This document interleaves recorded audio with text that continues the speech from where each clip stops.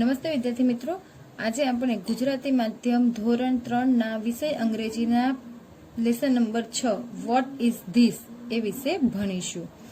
Vote is this એટલે કે આ શું છે. તો તમને સૌપ્રથમ અહીં એક હાથીનું ચિત્ર દેખાઈ રહ્યું છે અને તમને અહીં કહેવામાં આવ્યું છે કે વોટ ઇઝ ધીસ, આ શું છે. તો ધીસ ઇઝ એન એલિફન્ટ, આ શું છે, હાથી છે. તો તમે જાણો છો વિદ્યાર્થી મિત્રો કે અહીં એન કેમ લાગવામાં આવ્યું. તો આપણે સ્વર વિશે જાણીએ છીએ. સ્વર આપણા ગુજરાતીના કયા છે, અ આ ઈ, એવી રીતે અંગ્રેજીમાં વોવલ્સ છે એ કયા છે, એ ઈ આઈ ઓ અને યુ. જ્યાં પણ એ ઈ આઈ ઓ યુ સ્પેલિંગના પહેલા અક્ષરમાં હશે, એટલે અહીં તમે કોઈ પણ સ્પેલિંગ લખો છો તો એના પહેલો અક્ષર શું હશે, કોઈ પણ વોવેલ્સ એટલે કે સ્વર હશે. એ ઈ આઈ ઓ યુ હશે તો એની આગળ કયો આર્ટિકલ લાગશે, એન આર્ટિકલ લાગશે. તો અહીં છે ધીસ ઇઝ એન એલિફન્ટ, આ હાથી છે.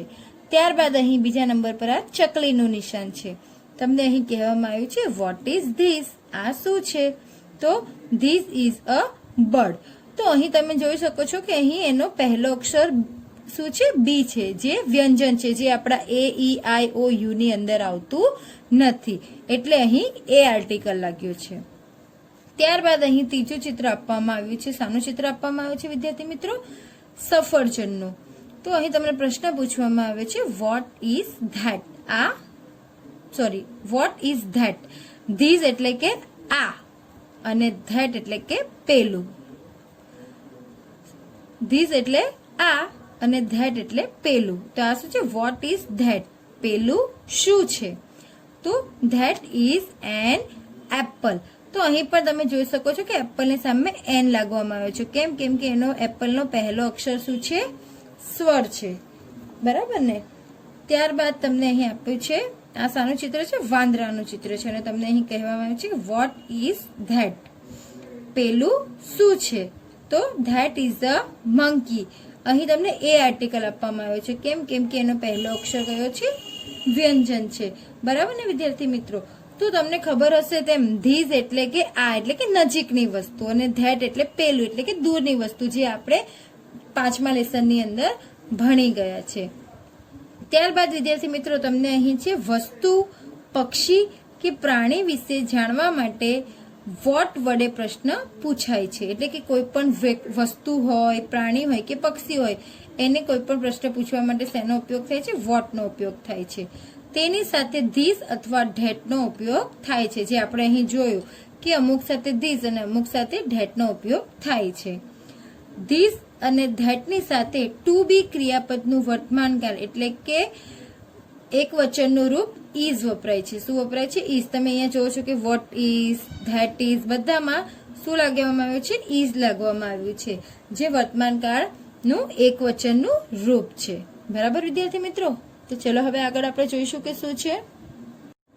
ત્યારબાદ વિદ્યાર્થી મિત્રો તમને અહીં કહેવામાં આવ્યું છે કે પ્રશ્નાર્થ વાક્ય અને યસ નો નો માં ઉત્તર આપો. તમને અહીં કેટલાક પ્રશ્નો પૂછ્યા છે અને તેનો ઉત્તર તમારે યસ અને નો માં, હામાં કે નામાં આપવાનો છે. તો અહીં ક્વેશ્ચન છે, ઇઝ ધેટ અ બુક, શું આ બુક છે. ધીસ એટલે કે આ, શું આ બુક છે એટલે કે આ પુસ્તક છે. તો એનો આન્સર આપ્યો છે yes, this is a book, હા આ પુસ્તક છે. અને એને ટૂંકમાં લખી શકાય યસ ઇટ ઇઝ, હા તે છે. તો આ એની શું થઈ છે, લાંબી રીત છે. શું છે, લાંબી રીત. અને એનું ટૂંકું રૂપ શું છે, યસ ઇટ ઇઝ. ત્યારબાદ અહીં તમને બીજો પ્રશ્ન છે, ઇઝ ધેટ એન એપલ, શું પેલું સફરજન છે.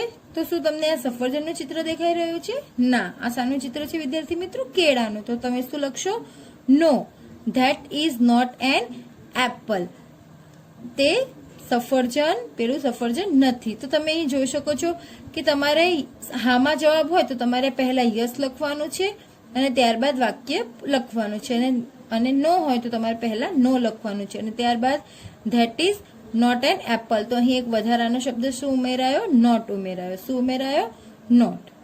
ત્યારબાદ એને બીજી રીતે પણ કહી શકાય છે, નો ઇટ ઇઝ નોટ. તો અહીં પણ તમારે શું ઉમેરાયું છે, નોટ ઉમેરાયો છે, ના તે સફરજન નથી.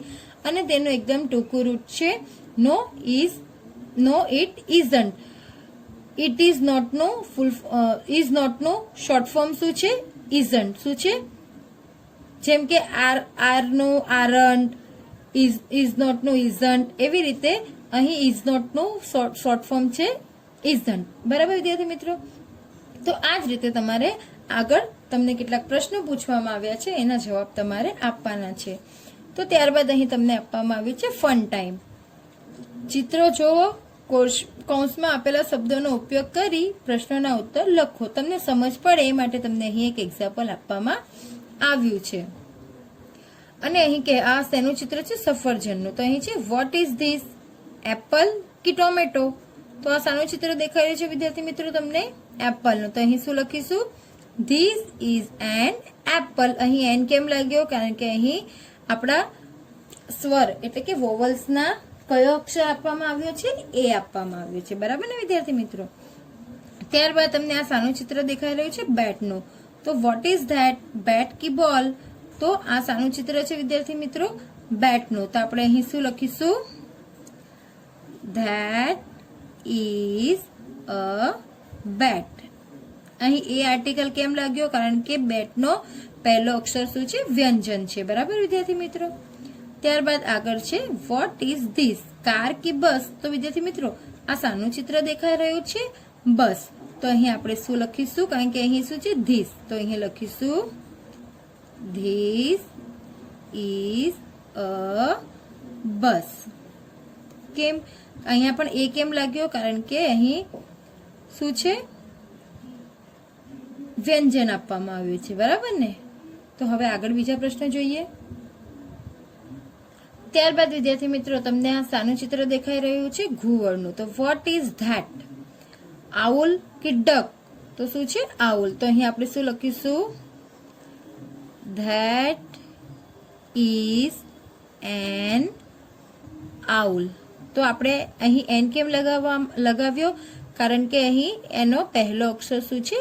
સ્વર છે. અને સ્વરની આગળ હંમેશા શું લાગે છે? એન આર્ટિકલ લાગે છે. ત્યારબાદ છે વોટ ઇઝ ધીસ? બ્રિન્જલ કે પોટેટો? તો આ તમને શાનું ચિત્ર દેખાઈ રહ્યું છે? બ્રિન્જલ. તો અહીં આપણે લખીશું ધીસ ઇઝ અ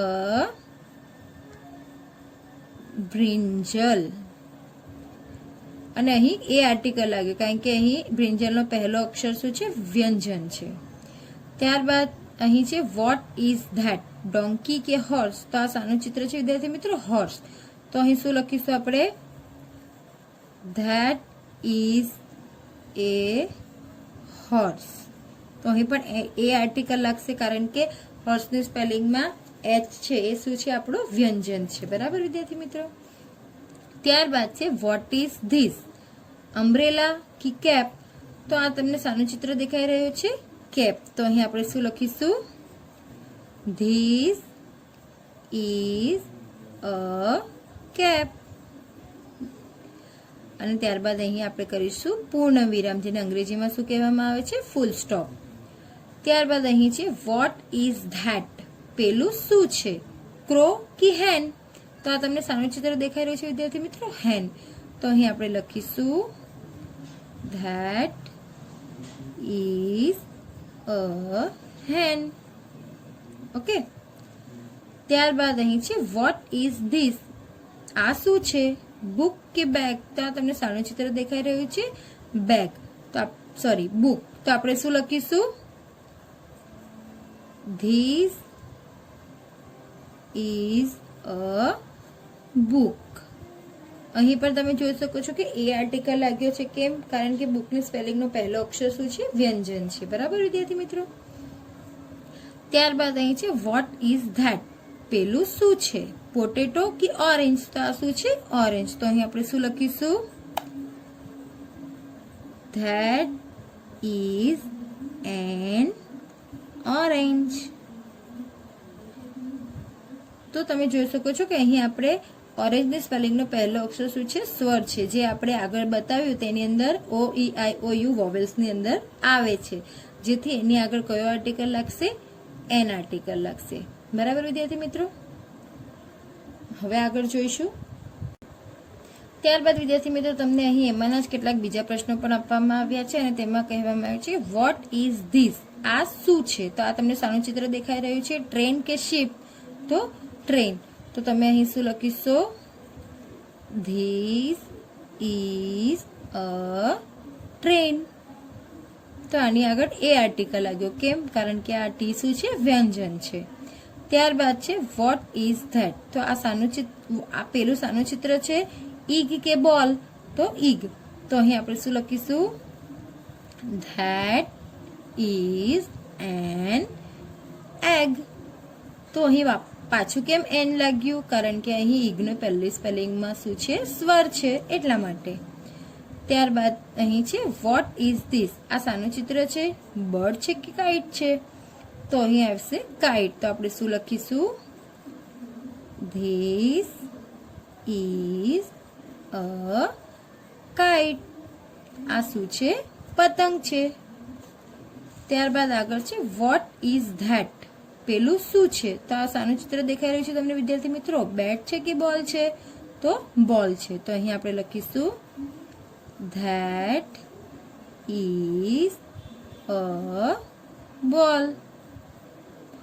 તમારે હંમેશા લખો ત્યારે એટલી વસ્તુ યાદ રાખવાની વિદ્યાર્થી મિત્રો કે તમારી જો સ્વરમાં એ ઈ આઈ ઓ યુ આવતા હોય તો એની આગળ એન આર્ટિકલ, અને જ્યાં બાકીના વ્યંજન આવતા હોય જેમ કે બી, ટી, કે એવું આવતું હોય તો એની અમે શું આવશે? એ આર્ટિકલ આવશે.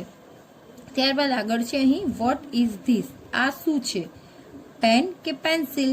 તો શું છે? આ પેન છે. તો અહીં આપણે લખીશું ધીસ ઇઝ અ પેન. ત્યારબાદ આગળ છે વોટ ઇઝ ધેટ. આ શું છે? એપલ છે કે ટોમેટો છે? તો આ શું છે? ટોમેટો છે. તો અહીં આપણે લખીશું ધેટ ઇઝ અ ટોમેટો. કારણ કે અહીં પણ ટી છે જે શું છે? વ્યંજન છે. અને ત્યારબાદ અહીં આ છે વોટ ઇઝ ધીસ. આ શું છે? તો રેટ એટલે કે ઉંદર છે કે રેબિટ એટલે કે સસલું છે? શું છે? રેબિટ છે. તો અહીં આપણે શું લખીશું? This is a rabbit.